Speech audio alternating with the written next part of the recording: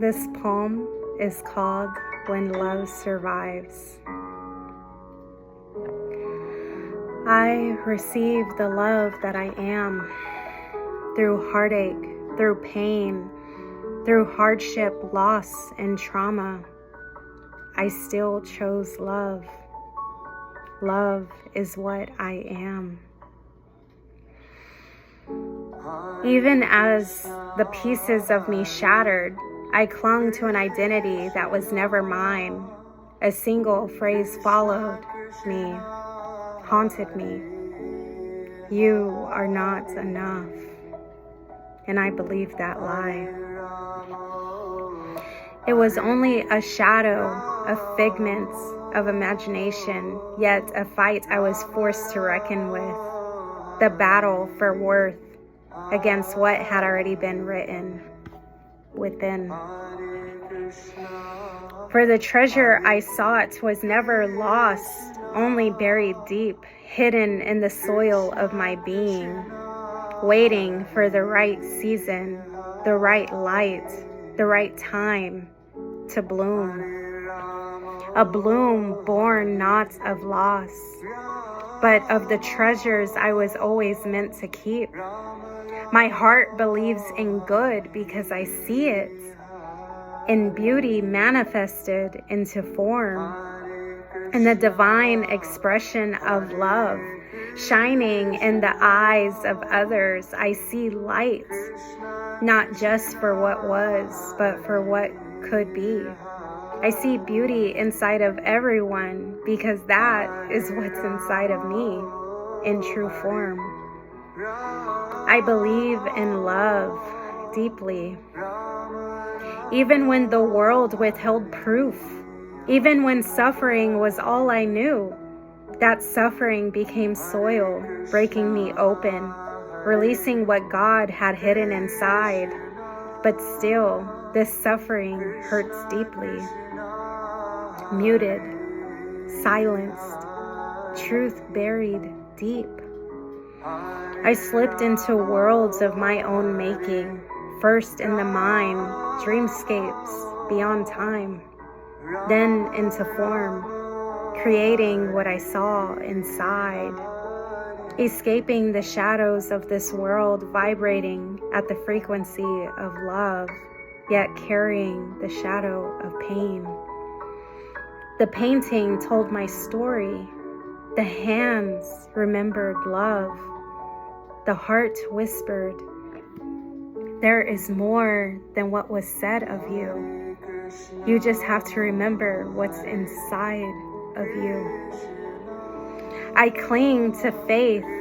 I cling to the love of the Most High. It is the only way I know to keep from dying inside. I didn't grow up inside church walls. The church grew inside of me. I believed in the unseen.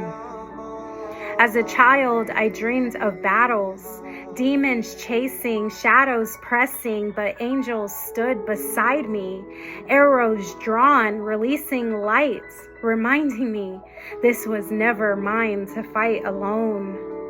God's hand of fire, God's hand of light, pulling me through, lifting me from graves unseen, saving me from wars I could not name. And in the aftermath, one truth remains, the insight I gained.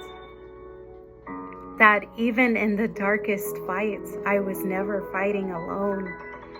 And no one, no power, no demon can ever take that from me.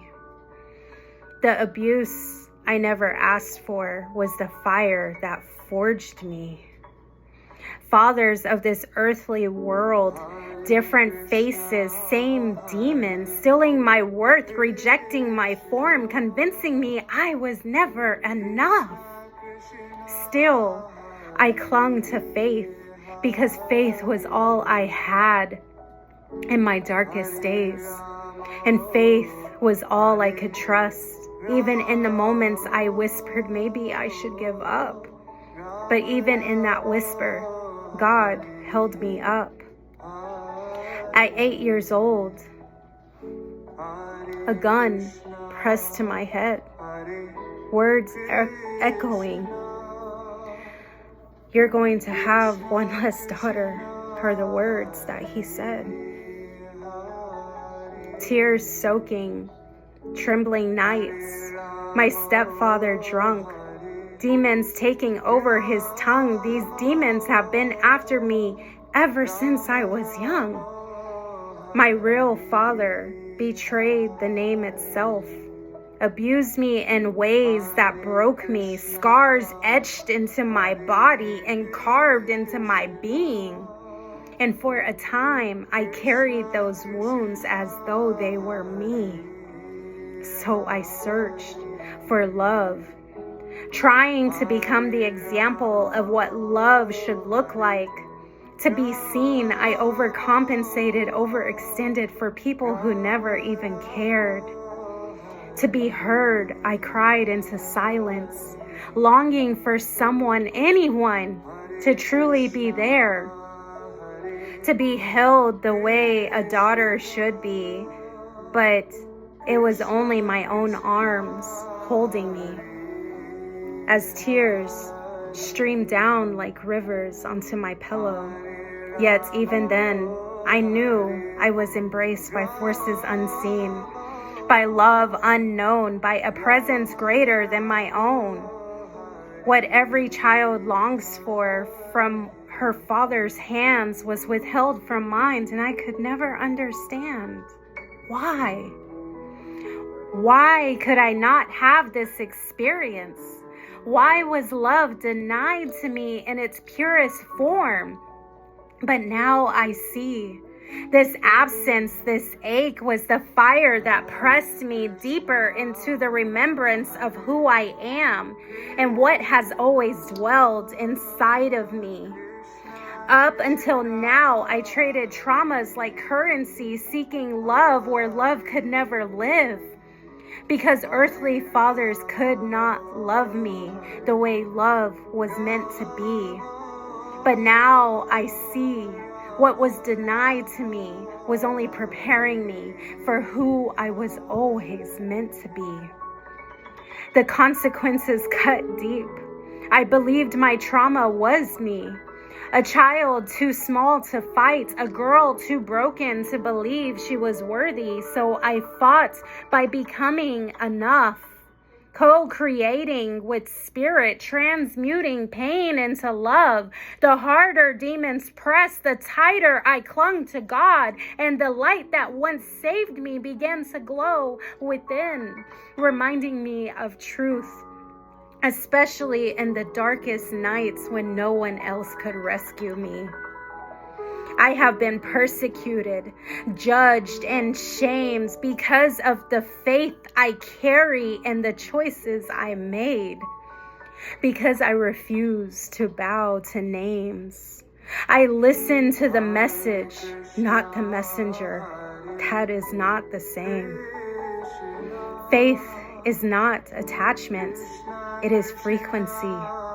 Love vibrating higher than intellect can measure. Faith transcending pain into treasures God keeps safe. Still, my love poured outward, rarely returned. Devoted but bleeding. I trusted without reason, believing if God sent them, the pain must have purpose. Every demon I faced was shaping me, reminding me I am enough. Everything I need lives inside of me, within. And still, every aspect of me remains. My art, my poems, my work, my healing, all born of pain, alchemized into love. I let God speak through me for those who cannot yet see. Because how can you believe in what is not seen until someone shows you? Love cannot coexist with lust. So I give love. I am love. I choose love, but only after a lifetime of believing I am not enough.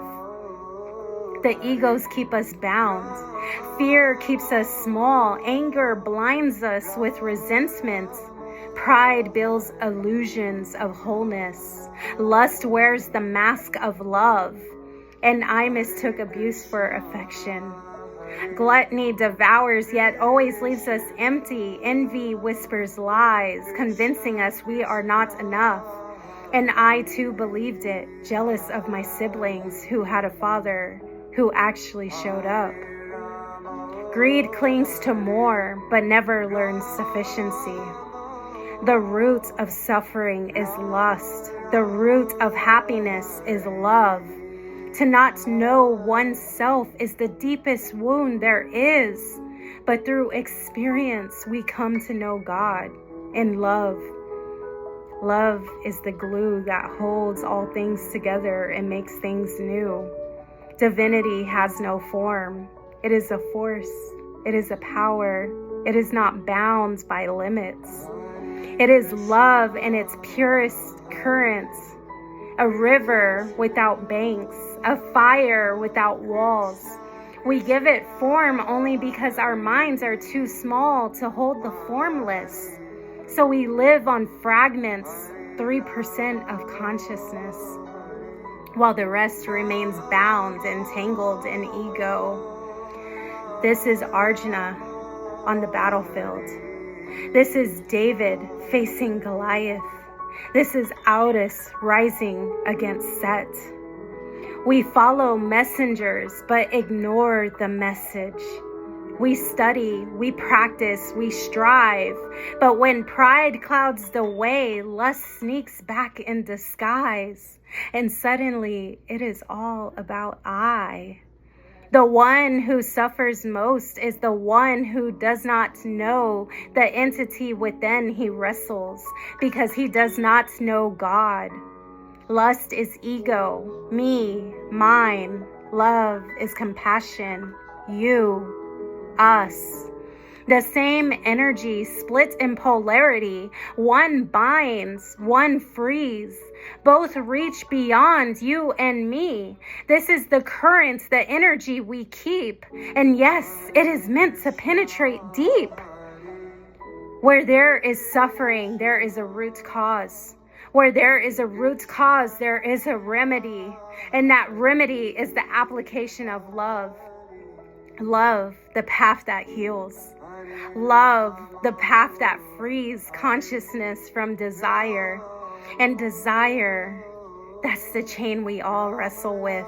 The shadows we all carry, the struggles etched deep into the layers of our consciousness.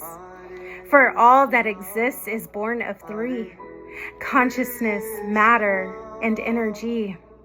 So be careful what you manifest into reality, for the answers you seek are already seeking you.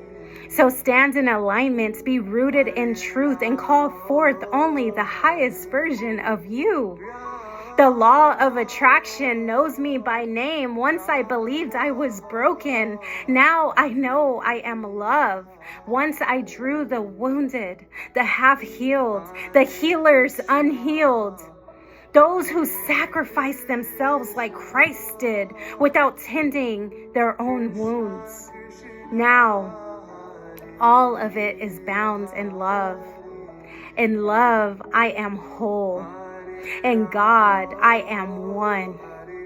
And I receive the love that I am.